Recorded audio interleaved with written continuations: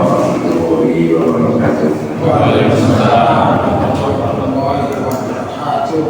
Bismillahirrahmanirrahim. Innal hamdalillah nahmaduhu wa nasta'inuhu wa nastaghfiruh wa na'udzu billahi min shururi anfusina wa min sayyiati a'malina. May yahdihillahu fala mudilla lahu wa may yudlil fala hadiya lahu. Asyhadu an la ilaha illallah wahdahu la syarika lahu wa asyhadu anna Muhammadan abduhu wa rasuluhu la nabiyya ba'dah. Allahumma shalli ala Muhammad wa ala ali Muhammad kama shallaita ala Ibrahim wa ala ali Ibrahim wa barik ala Muhammad wa ala ali Muhammad kama barakta ala Ibrahim wa ala ali Ibrahim fil alamin innaka Hamidum Majid. Amma ba'du. Masyaallah muslimin rahimani wa rahimakumullah, usikum wa nasihat taqwa ini bapak bahasa yang menitaqwa. Ibu-ibu, bapak-bapak bahasa yang rahimahumullah. Kalau dilanjut urutannya sekarang bahas bab yang ke-30. Judulnya Al-Istisqa'u bil Anwar. Dalam bahasa kita maknanya menisbatkan turunnya hujan kepada kita.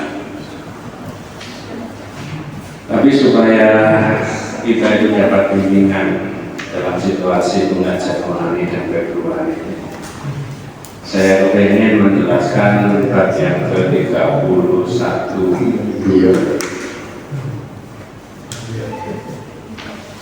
Bab 31 judulnya adalah Mahabbatullah, mencintai Allah Subhanahu wa ta'ala. Atau dalam bahasa kita itu diterjemahkan dalam bahasa Indonesianya, judul itu diambilkan dari surat Al-Baqarah 165.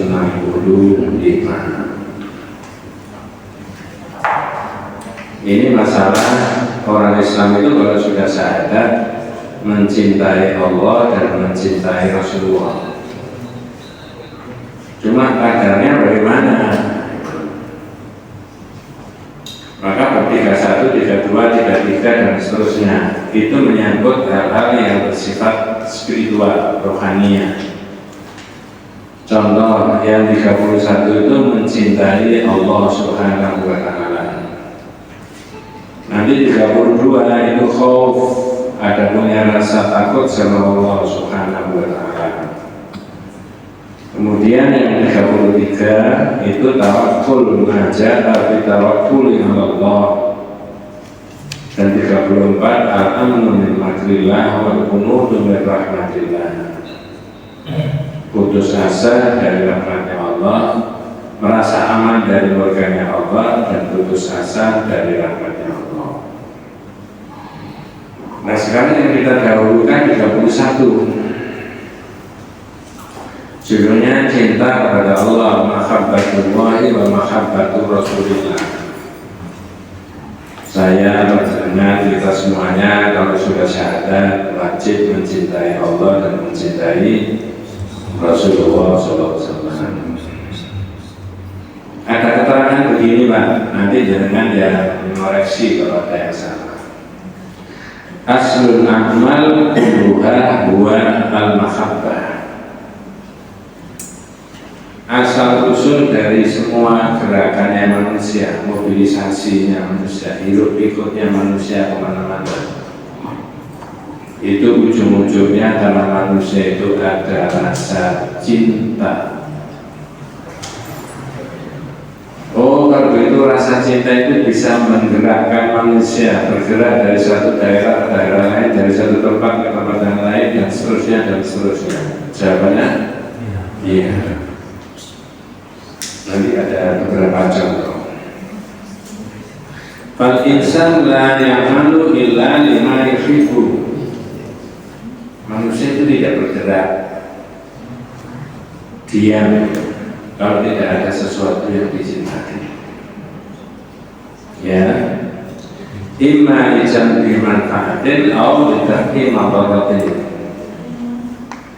Ada kalanya gerakan manusia dari satu tempat ke tempat yang lain itu dia ingin sesuatu yang bermanfaat buat dirinya dan dia tidak ingin sesuatu mengenai dirinya. Jadi orang itu kan sederhana ya, kepengen gini, tidak kepengen gini kan baik. Saya ulangi, aslul amal kulluha huwa al-mahabbah. Asal usul dari gerakan manusia, mobilisasi manusia itu karena ada rasa cinta. Fal insan la ya'malu illa lima yuhibbu. Manusia itu tidak bergerak kemana-mana kalau tidak ada sesuatu yang dicintai. Ya, imma lijalabi manfaatin, ada kalanya menarik kemanfaatan, atau tarki mafaratin, atau menolak madarat. Faidah amila syai'an, ya, kalau dia berbuat sesuatu, fa'innahu yuhibbuhu, berarti dia mencintai apa yang dituju dari gerakan manusia itu. Imma lillahi katoan, ada kalanya orang itu bergerak karena faktor cinta kepada makanan, ada kalanya orang itu bergerak karena beribadah kepada Allah. Tapi yang kaitannya dengan ibadah kepada Allah, wa ibadatullahi mabniyatun 'alal mahabbati. Orang ibadah kepada Allah itu didasarkan pada rasa cinta. Wa hiya haqiqatul ibadati. Itu adalah hakikatnya ibadah kepada Allah. Jadi kalau ada jam 4 sekian itu ada as-salatu khairum minan naum, bergerak karena bergerak apa?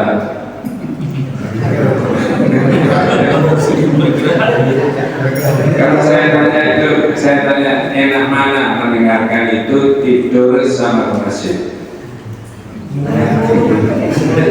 Kalau enaknya enak tidur.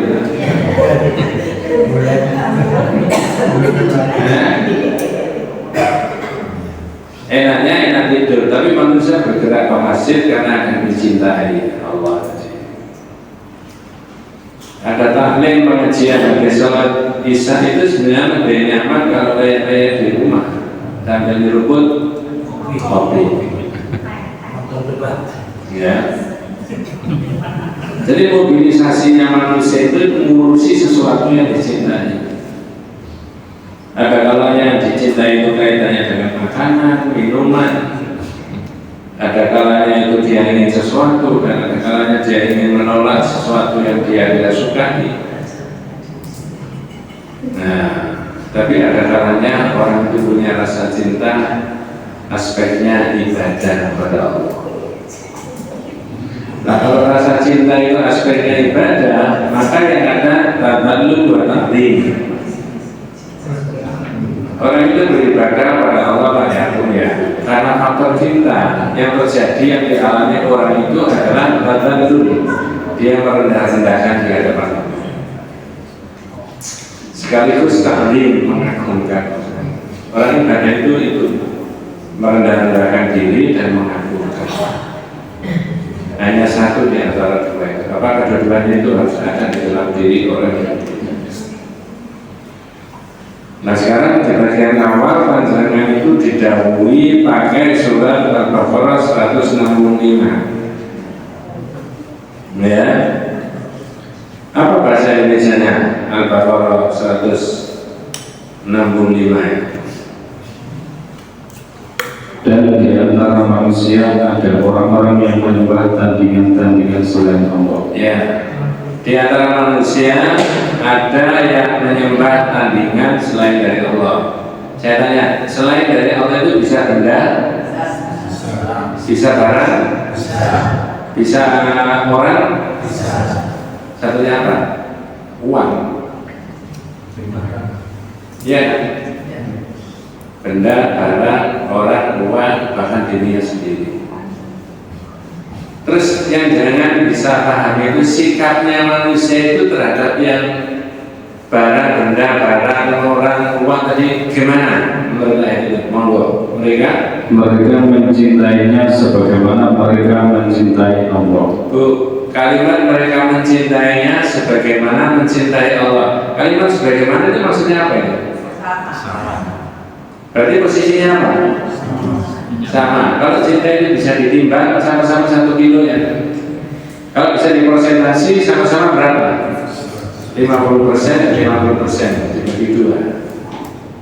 Saya tanya, kalau mencintai selain dari Allah dan mencintai Allah sama 50% 50%, apakah itu sudah merupakan bagian daripada orang beriman? Belum Pak. Kadang-kadang tidak ya mohon maaf, tidak sampai segitu itu ya berimannya. Seolah-olah ya sholat puasa selesai, tapi sebenarnya harus ada rasa cinta yang saya sebutkan tadi. Tadarrul kepada Allah, merendahkan diri, bertanding dan mengagungkan. Maka disindir di antara manusia ada yang menyembah selain daripada Allah. Mereka mencintai tandingan sebagaimana mencintai Allah. Sebagaimana tapi posisinya cintanya apa? Sama. Sebaiknya dan seyogyanya atau kewajibannya orang muslim gimana? Lanjut Pak. Adapun orang-orang yang beriman sangat cinta kepada Allah. Ya.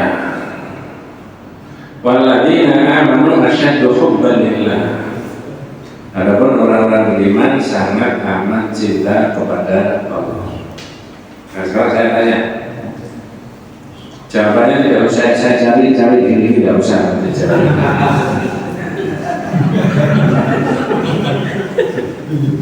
Jawabannya disampaikan tidak usah dicari gini. Kalau begitu, cinta itu potensi manusia bisa menjadi baik dan manusia menjadi tidak baik. Betul atau tidak? Betul. Berarti orang punya rasa cinta kalau dikembangkan secara optimal, ada kalanya bisa menimbulkan kemanfaatan, kebaikan, dan ada kalanya menjadi ketidakbaikan. Betul Bu ya? Betul. Kalau potensi cintanya tadi diarahkan kepada yang baik, dalam bahasa kali ini mencintai Allah dan mencintai Rasulullah mutlak, orang jadi baik nggak kira-kira? Betul Pak ya? Dibalik, kalau mencintai selain dari Allah, lalu melebihi daripada cintanya Allah tadi, jadi rusak nggak kira-kira? Inilah yang saya sebutkan, atau dengan sependapat atau tidak dengan kata-kata saya.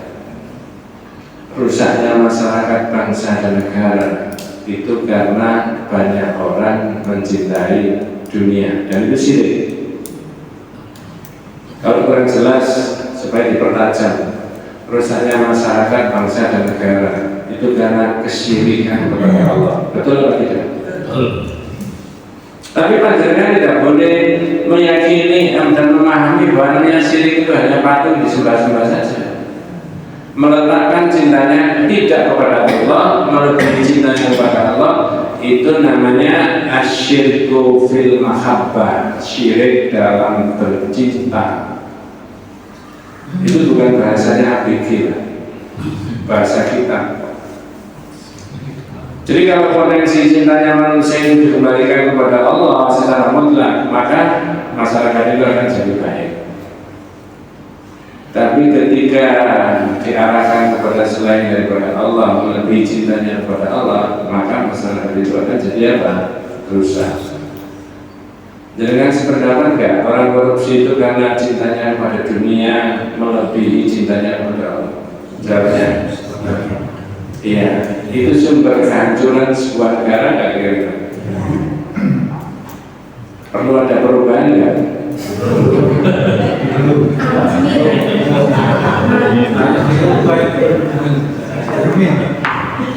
Loh ini enggak tambah.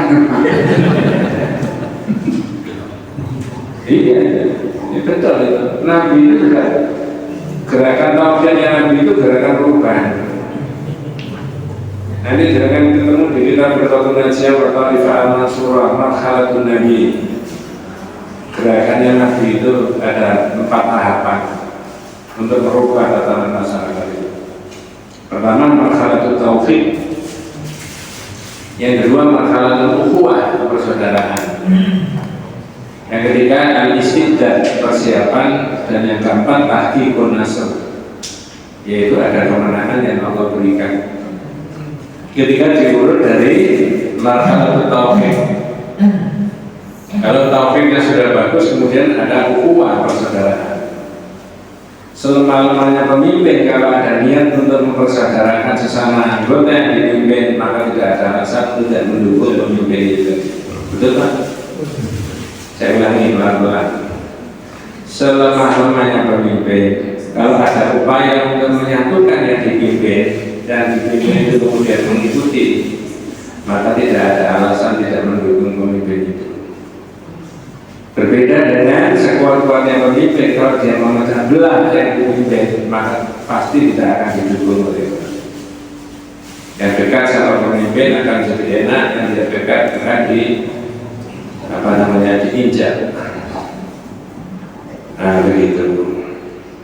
Berikutnya pandangan disuguhi diajak berpikir tentang surat At-Taubah ayat 24. Ya. Jadi At-Taubah 24 di situ ditulis juga Pak. Nanti jangan yang ikut bahas dari ayat ini, ada panjang ayatnya. Yang menarik dari ayat itu adalah nanti pakai isim tafdil di tengah-tengahnya itu ada perbandingan, ya, supaya kita bisa membandingkan antara sisi kanan dan sisi kiri.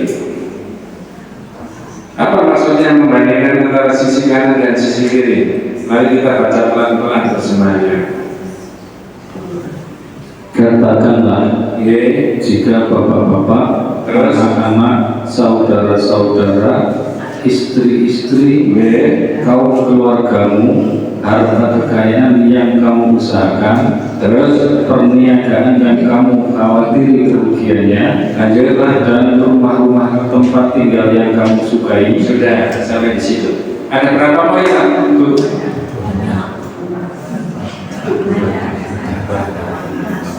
Tadi sudah dibaca pelan-pelan. Ada berapa ya?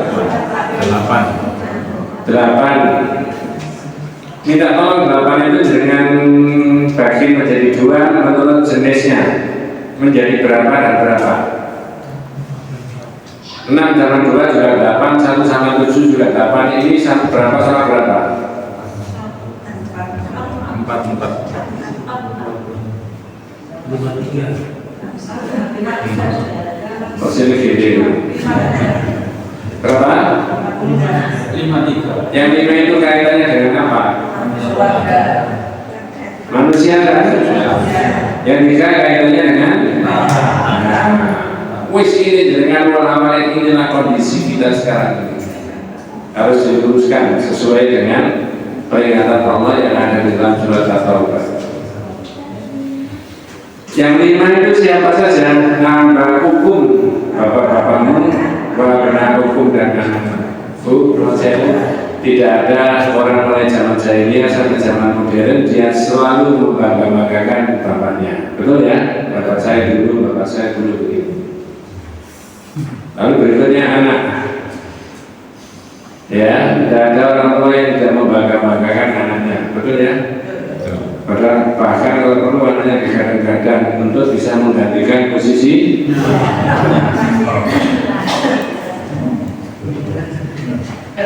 Jangan salah paham.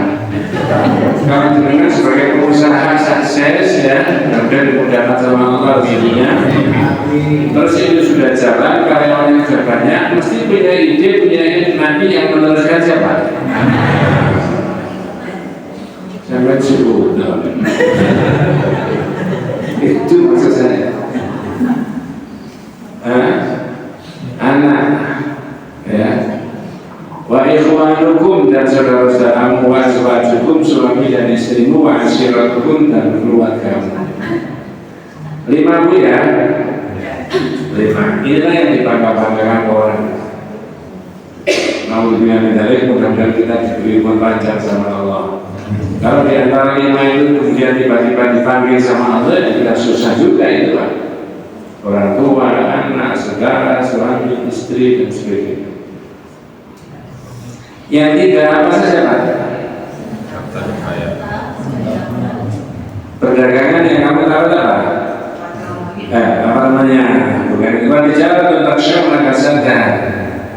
Ya, nah, sebelumnya itu wa amwalun taratumuha, harta benda yang kamu kumpulkan, betul ya? Apa benar orang itu semakin banyak duitnya semakin pede? Pede saja nggak pakai i.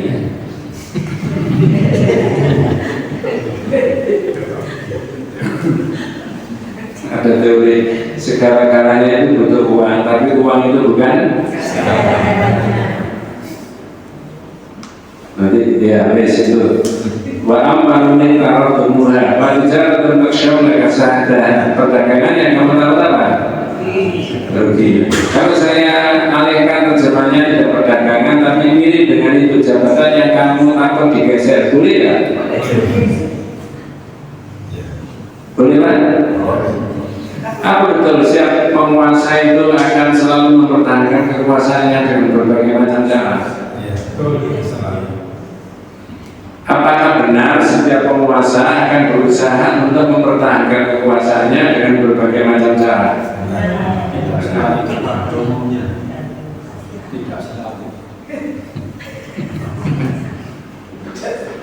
Terus masih dibantah ya mengenai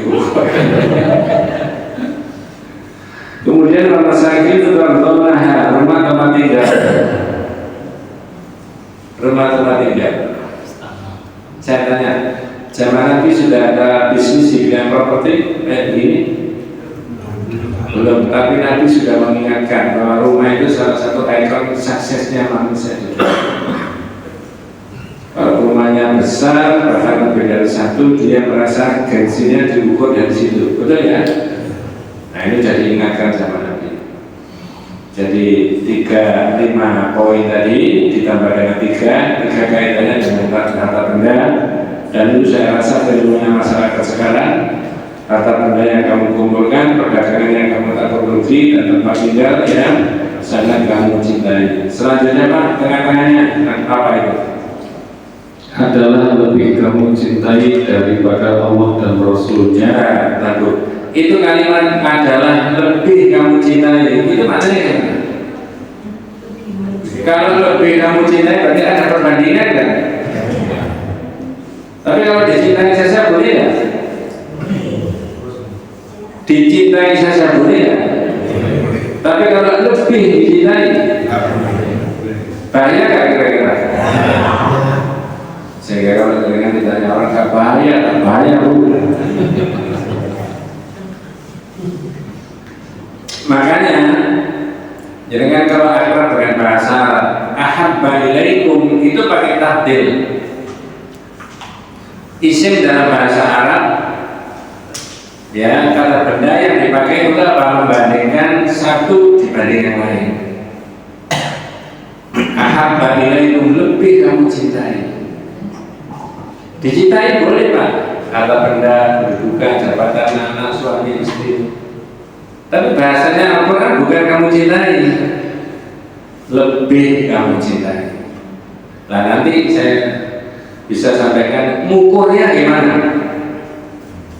Ngukurnya bahwa orang lebih mencintai orang tua, mencintai anak, mencintai harta benda, mencintai tempat tinggal dibandingkan dengan cintanya kepada Allah itu loh. Ngukurnya gimana?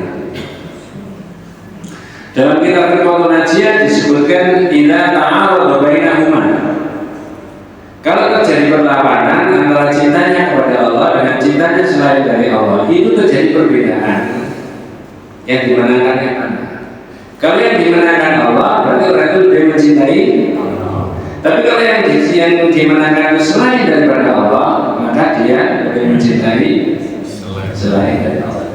Misalkan, alhamdulillah, anaknya kepengen ini yang berlawanan dengan hukum syariatnya Allah. Lalu anaknya dituruti saja. Padahal itu menabrak hukum dan syariatnya siapa? Berarti orang demikian itu lebih mencintai siapa? Daripada Allah. Pak, ada nggak orang nggak senang duit? Enggak, ini pada umumnya kok. Nggak ada ya. Tapi kalau seluruhnya pada dua itu nabrak hukum dan syariatnya Allah, berarti orang itu lebih cinta apa? Wah, dunia ini. Daripada cintanya, ini loh yang saya sebutkan sirik dalam bercinta itu tadi. Ya. Tapi kata Al-Quran kalau 8 perkara itu lebih kamu cintai dibandingkan dengan apa Pak? Monggo. Lebih kamu cintai daripada Allah dan Rasulnya dan dari berjihad di jalannya. Yang terjadi, maka tunggulah sampai Allah mendatangkan keputusannya. iya. Mohon maaf ini bukan ilmu saya. Karena di Indonesia itu korupsi itu tidak ketulungan. Bisa bangkrut nggak Pak APBN? Negara ini bisa bangkrut nggak? Siapa ekonomi yang pernah ngomong itu? Ini bukan ilmu saya. Andai kata di Indonesia itu tidak ada korupsi, lalu tambang seluruh perut bumi yang ada di Indonesia itu dikelola secara profesional, dipergunakan sebanyak-banyaknya untuk kemakmuran rakyat Indonesia tanpa ada penyelewengan. Setiap rumah tangga dapat berapa juta setiap bulan? Berapa? Hah? Dapat berapa? Ada yang menghitung orang ekonom dan itu sudah viral, yang rumah tangga itu dapat 25 juta. Berarti potensi kalau dikelola secara profesional baik, berorientasi pada kepentingan rakyat, kemungkinan nggak bahwa pendidikan itu tidak bayar? Bisa nggak? Bisa. Kesehatan itu tidak bayar? Mengapa? Tanggung sama negara semuanya. Sekarang sudah begitu? Belum tahu? Hampir. Jangan menang sampai. Ini benar Pak. Ini loh ayatnya ada. Jadi kalau cintanya sama dunia itu tidak ketulungan dan manusia lebih mencintai itu, maka tunggu saja masa kehancurannya. Nah, jadi kan sekarang saya suruh memikir bapak kita. Bapak kita itu jatuh tidak terhormat juga gara-gara harta benda. Pertanyaan saya, siapa bapak kita itu? Oh, jangan sebut dong. Bapaknya manusia kok maksud saya?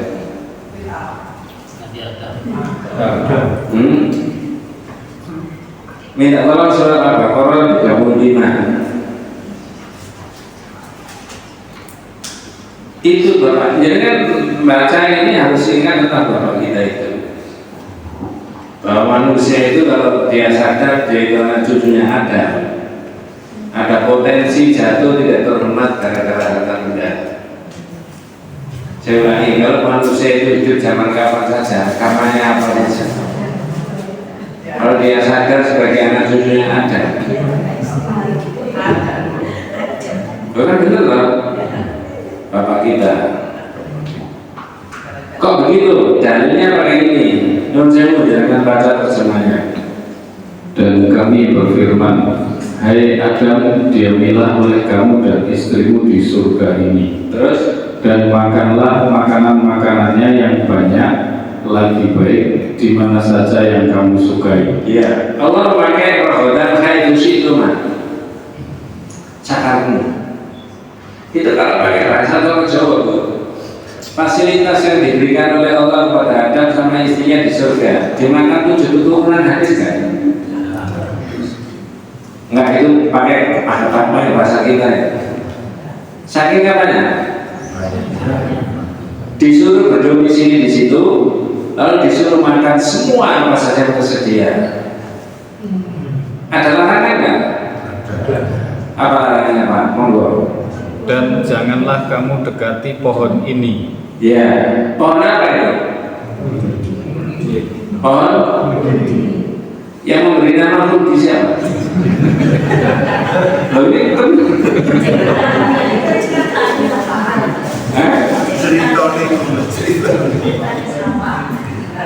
Itu menangis sampai kok kita tidak percaya. Yang memberi konflik, yang beri nama konflik itu iblis.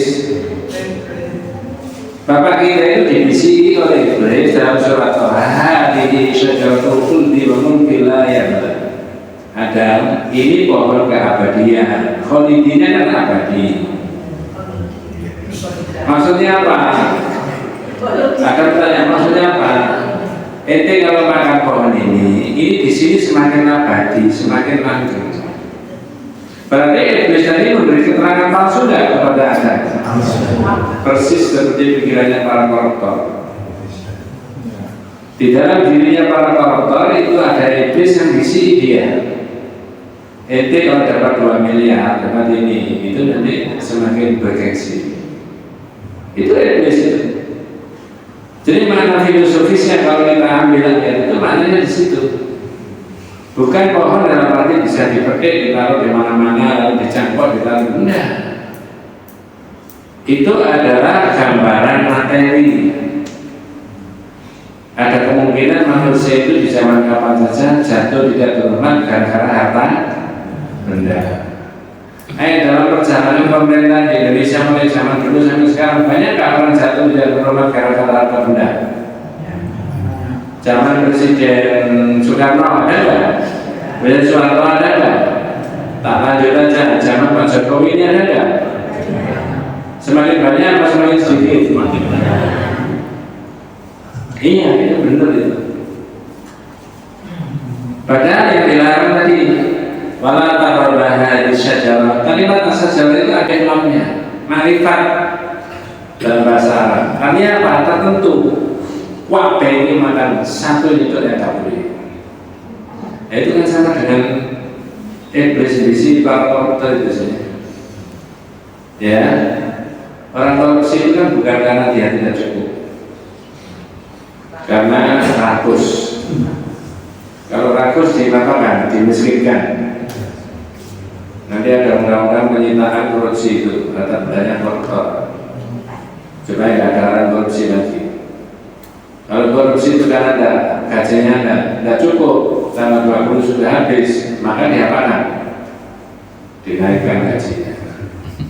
Kalau korupsi itu karena undang-undangnya yang salah, hanya dirubah apanya? Undang-undangnya. Wes, itu urusannya calon presiden. Urusan kita. Tapi ini nyata, bahwa 8 perkara tadi itu, ini kan fenomena ada sekarang itu. Kalau 8 perkara itu lebih dicintai daripada Allah, Rasulullah dan perjuangan, maka tunggu saja masa kehancurannya. Itulah bahasa saya, berkali-kali saya ulangi, manusia itu ada kemungkinan jatuh tidak terhormat gara-gara harta benda. Mohon maaf, ini tidak bermaksud untuk menepuk dada ya. Ini masjid atau musola atau apa gedung dakwah ini miliknya siapa? Milik pribadi atau milik organisasi? Namanya? Saya ulangi, saya tidak bermaksud menepuk dada. Boleh nggak saya ngomong andai kata? Andai kata negara itu dipinjamkan Muhammadiyah 2 tahun saja atau 3 tahun. Muhammadiyah sifatnya pinjam, bukan menguasai. Pinjam, tak kelolanya. Kira-kira jadinya bagaimana? Kira-kira. Bagus. Iya, tapi jangan emosi. Itu sudah tahu omongan di mana-mana. Mengapa?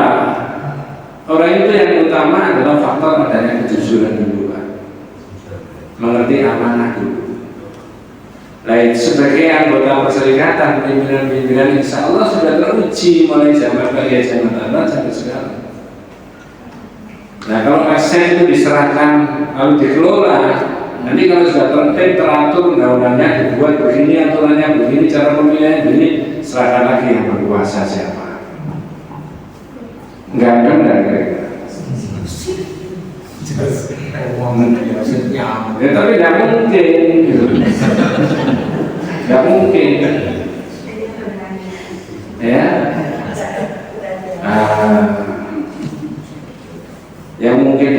akan perbanyak dan perbesar orang-orang yang di institusi pemerintah, legislatif maupun apa? Eksekutif, dari orang-orang yang sepaham dengan kita, sudah teruji kejujurannya, misalkan gitu. Wes, itu urusan lain, bukan urusan diri. Kemudian berdasarkan hadis riwayat Al-Bukhari Muslim dari Anas, Nabi dawuh, la yu'minu ahadukum hatta akuna ahabba ilaihi min waladihi wa walidihi wa nasi ajmain. Apa bahasa Indonesianya, Pak? Nanti saya beritahu omongannya Sayyidina Umar.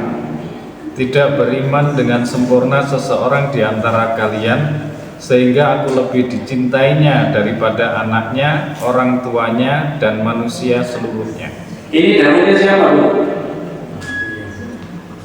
Lo yang dibaca tadi, dawuhnya siapa? Tidak beriman salah seorang di antara kalian tidak sempurna imannya kalau tidak aku ini bisa apa maksudnya? Lebih dicintai daripada dia mencintai anaknya, dia mencintai siapa? Orang tuanya, dia mencintai Manusia. Nah, Umar bin Khattab tak cerita. Umar bin Khattab itu kan di samping sahabatnya Nabi itu kan hubungannya Umar bin Khattab itu kan perempuannya Nabi kan? Iya tak? Namun demikian, apakah boleh Umar bin Khattab itu memanggil Nabi Muhammad? Ya Muhammad, boleh nggak? Nggak boleh. Harus manggil apa? Ya Rasulullah. Satu ketika Umar bin Khattab bilang gini, ya Rasulullah, jangan ditanya ini. Ya Rasulullah, wallahi la anta ahabbu ilayya min kulli syai' illa min nafsi. Nabi, demi Allah, engkau ini aku cintai dari segala-galanya, kecuali aku mencintai diriku sendiri. Berarti kalau diurut, Umar bin Khattab ini mencintai siapa dulu? Loh, apa saya tadi juga? Saya ngotot-ngotot kok. Pakai bahasa Indonesia. Ya Rasulullah, demi Allah, engkau ini aku cintai dari segala-galanya, kecuali aku mencintai terhadap diriku sendiri. Berarti Umar bin Khattab tadi yang lebih utama mencintai siapa? Dirinya sendiri. Bingung? Ini nggak bisa diulangi lagi.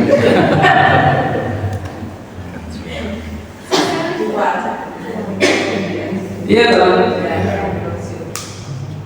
Engkau ini aku cintai Nabi dari segala-galanya, kecuali aku mencintai diriku sendiri. Kan jelas kan? Berarti kata-katanya Umar mencintai dirinya sendiri, baru mencintai siapa? Oleh Nabi, la ya Umar, tidak begitu. Kata aku nahabba ilaihi min nafsik, tidak begitu.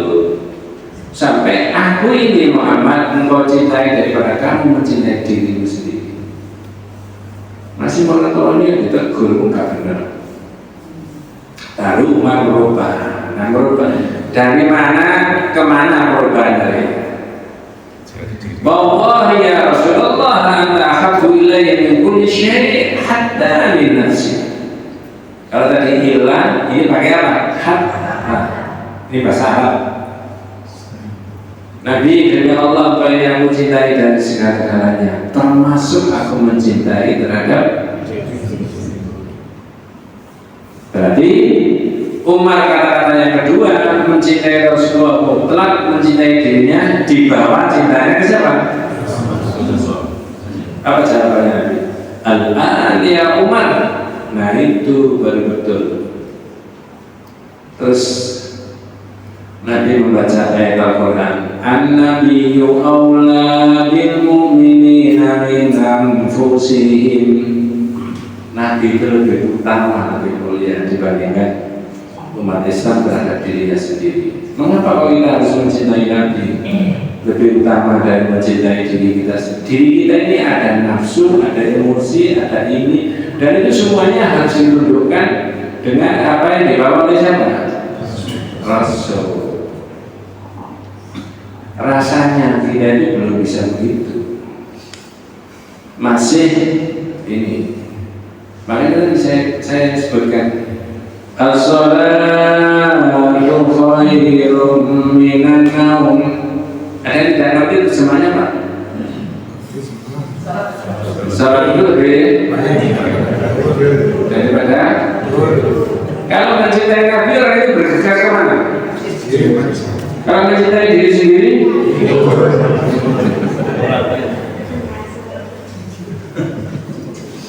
gerimis.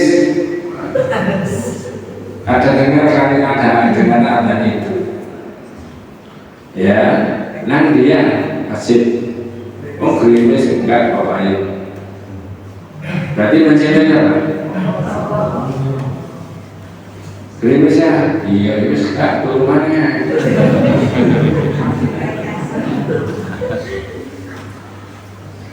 Itu dilatih, dilatih. Kalau nggak dilatih nggak bisa. Dulu ada ustaz di desa itu guyonan. Ada doanya selalu begitu itu supaya apa namanya bisa terus menjadi bagian hidup kita kebaikan. Apa doa? Bismillah Allahumma paksa. Kalau dari paksa bisa nggak? Nggak bisa. Kalau dari paksa nggak bisa. Maka harus dipaksa. Nah begitu. Nah itu bukti mencintai Allah dan mencintai Rasul. Tadi di awal saya disebutkan bahwa akan menjadi bahaya besar kalau orang meletakkan cintanya ke dunia itu lebih dominan daripada cintanya kepada siapa tadi Bu? Allah dan siapa? Pak, ada kata-kata mutiara bagus. Kalau ada perahu di atas air, bahaya apa tidak? Kok sulit? Katanya dari Jawa Mas. Kalau ada perahu di atas air, bahaya apa tidak? Dibanding sekarang. Kalau ada air di dalam perahu, bahaya.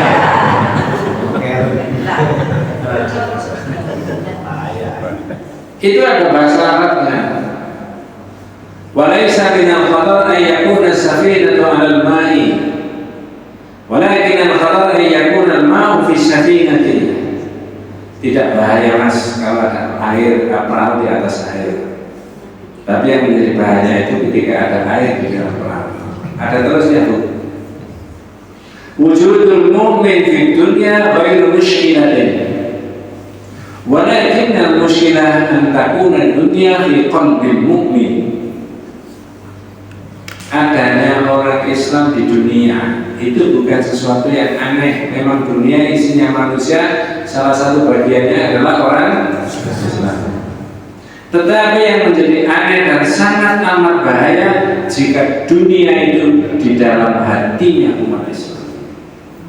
Ngerti maksudnya? Kalau dunia itu berada di hatinya umat Islam, naudzubillah min dzalik, ya. Ucapannya itu yang mestinya benar bisa ditukar nggak menjadi orang yang bisa berucap tidak benar karena dapat sesuatu? Bisa atau tidak? Bisa.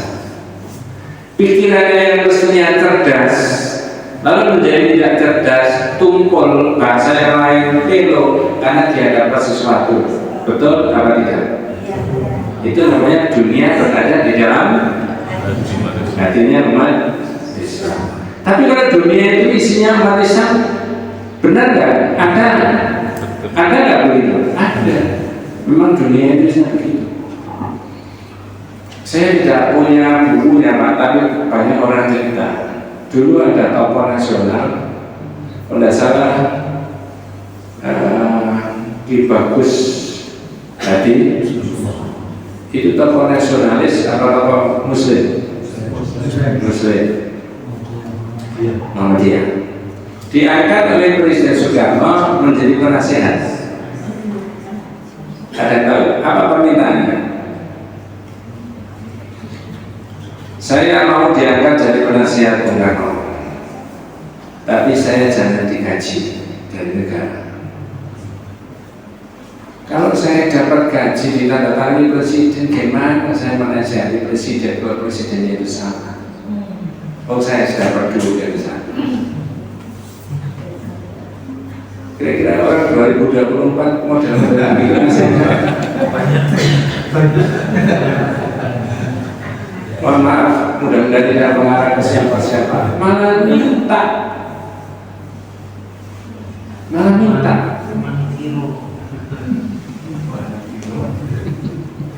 Sekali lagi tidak bermaksud menyatakan diri paling baik dan tidak boleh menunggu dada.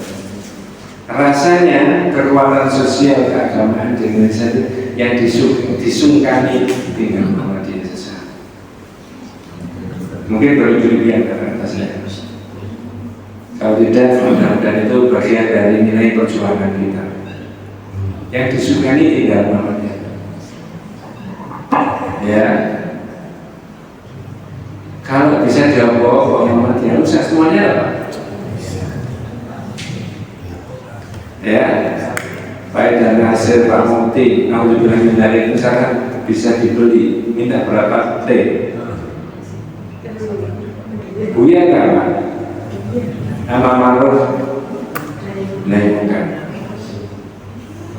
Ini, jadi kan Pak Profesor Sampai itu pernah, ya bukan diskusi, ngobrol-ngobrol.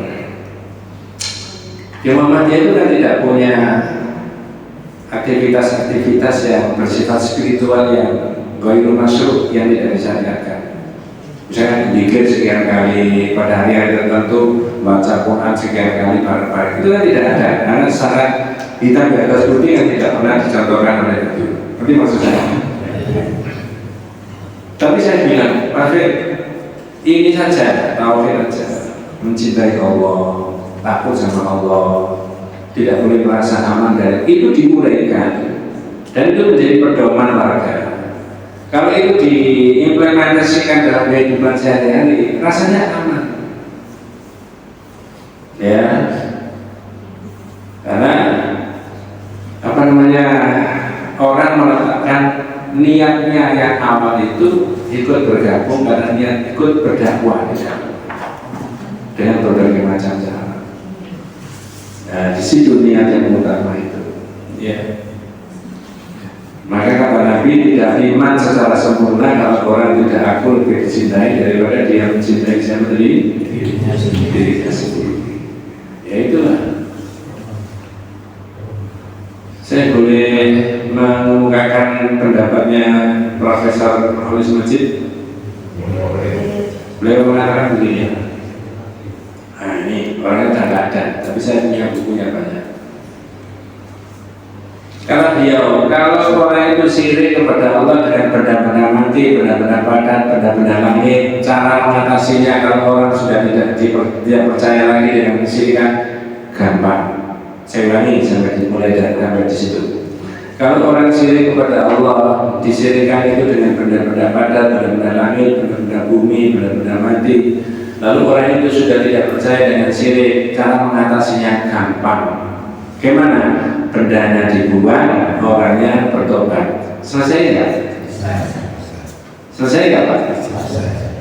Ada kelanjutannya. Yang paling sulit itu adalah mensyirikkan kepada Allah yang diwujudkan dalam bentuk kecintaan manusia kepada harta benda. Yang paling sulit itu adalah mengatasi syirik yang diwujudkan dalam kecintaan manusia terhadap harta benda. Mengapa begitu? Karena semua manusia itu punya potensi untuk itu. Kecintaan pada harta benda itu. Tak kasih contoh. Tapi sudah jam 9.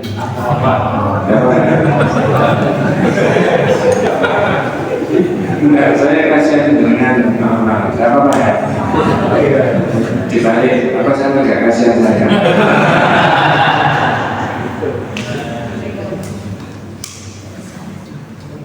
Ya, mudah-mudahan kita diberi kekuatan sama Allah. Kalau ada orang Allah menjadi mohon maaf ini bukan malah Anda kasih contoh hakim karir kuliahnya S1, S2, S3 doktor menjadi hakim, tiba-tiba didatangi orang ketika dia sudah punya kewenangan, pikirannya jangan hakim MK ya, pokoknya hakim. Pak, tidak tanya. Sampai kan punya kewenangan, tolong Pak ya. Yang kalah sampai ke menang, yang menang sampai ke kalah. Yang salah sampai ke benar, yang benar sampai ke kalah. Tak kasih 2 miliar.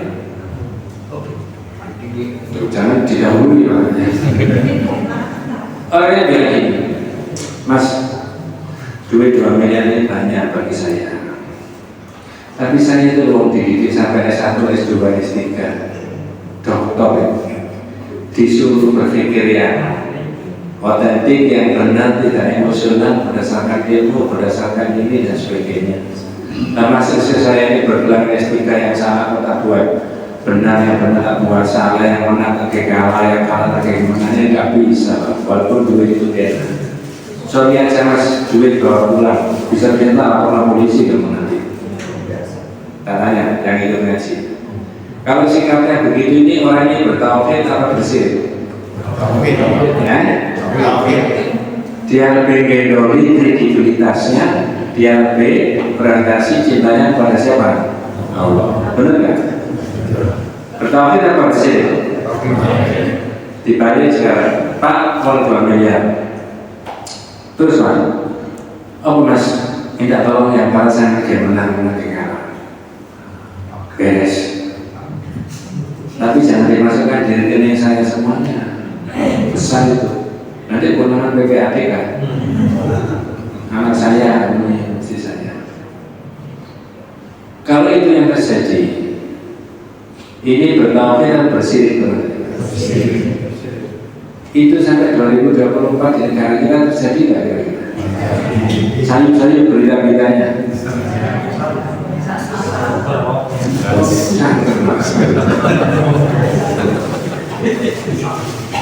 Inilah Pak yang saya ngomongkan, rusaknya masyarakat, rusaknya bangsa dan negara itu karena syirik kepada Allah. Dan tidak terbantah. Makanya Nabi tadi kan masalah tauhid didahulukan, akidahnya dulu. Nabi Muhammad itu ada pedoman mengenai tauhid itu. Setiap warga Muhammadiyah wajib menjadikan iman dan tauhid sebagai gerak langkah dan perjuangannya. Itu mulai dari PP sampai di ranting, mulai dari direktur sampai rektor, semuanya kepala sekolah harus berpedoman itu. Nah cuma saja kajian-kajian begini ini belum merata di internal kita. Ya, walaupun ini sekedar teori memberi motivasi. Ya. Nah, itu menjadi penting. Maka ketika orang tidak bicara menurut ilmunya, tidak bicara menurut ilmunya karena dia dapat sesuatu tadi, itu sudah kesyirikan. Mohon maaf, ini bukan mengolok dan ini bukan yang akan kita laksanakan tanggal 14 Februari. Minta tolong dibuka surat An-Nisa 138. Pokoknya itu PR-nya juga. Ada hubungannya dengan ini kita juga mencintai apa namanya dunia itu ya. 138. Ada terjemahannya Pak? Enggak. Kabarkanlah kepada orang-orang munafik bahwa mereka akan mendapat siksaan yang pedih. Yes. Jangan dan saya khawatir nggak jadi orang munafik? Khawatir biasa atau khawatir pol? Basyiril munafiqina bi anna lahum 'adzaban aliman. Kabarkan kepada orang munafik bahwa sesungguhnya mereka itu akan dapat azab yang sangat pedih. Ayat yang 139 itu menjelaskan tentang siapa orang munafik itu. Monggo. Yaitu orang-orang yang mengambil orang-orang kafir menjadi teman-teman penolong dengan meninggalkan orang-orang mukmin. Baik, mana ada terjemahan yang lain lagi? Yaitu orang-orang yang menjadikan orang-orang kafir sebagai pemimpin dengan meninggalkan orang-orang mukmin. Baik, supaya tegas, gimana lagi Pak? Yaitu yaitu orang-orang yang menjadikan orang-orang kafir sebagai pemimpin dengan meninggalkan orang-orang mukmin. Ngerti maksudnya? Orang munafik itu kata ayat itu orang yang menjadikan orang kafir jadi pemimpin dan dia meninggalkan orang mukmin. Betul lah ya? Mengapa kok sampai Allah menghukumi orang demikian itu munafik? Yang akan dapat adab yang sangat pedih. Sebaik-baik orang kafir, dia tidak akan ridho kalau Islam itu berkembang. Ngerti maksud saya? Dibalik selemah-lemah umat Islam pasti masih ada pembelaan terhadap saudaranya sesama Muslim. Makanya tidak boleh menjadikan orang-orang kafir jadi pemimpin dengan meninggalkan saudaranya umat Islam. Yang satu Muslim, yang empat kafir, dipilih yang mana? Menurut itu? Yang Muslim. Kalau Muslim semuanya baik. Kalau Muslim semuanya Bu, yang terbaik. Yang terbaik ukurannya apa?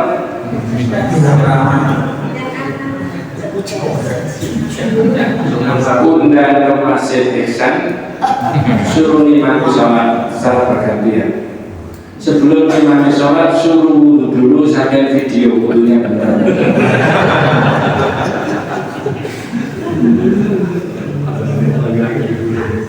Boleh nggak begitu? Jadi jangan dikira. Sekarang saya tanya, kalau menjalankan berangkat, apa namanya, salah paham. Apakah ayat ini berlaku sampai tanggal 14 Februari 2024 saja? Jawabannya tidak kan? Dua. Apakah ayat ini berlaku hanya di Indonesia saja?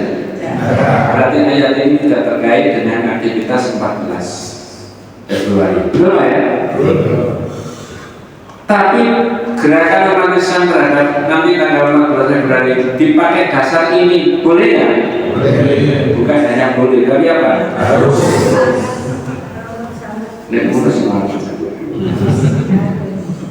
Coba apa yang dia cari kalau mengambil pemimpin orang yang kafir tadi dengan meninggalkan saudaranya orang mukmin? Terus yang terjemahnya tadi Pak? Apakah mereka mencari kekuatan di sisi orang kafir itu? Iya. Apa motivasinya?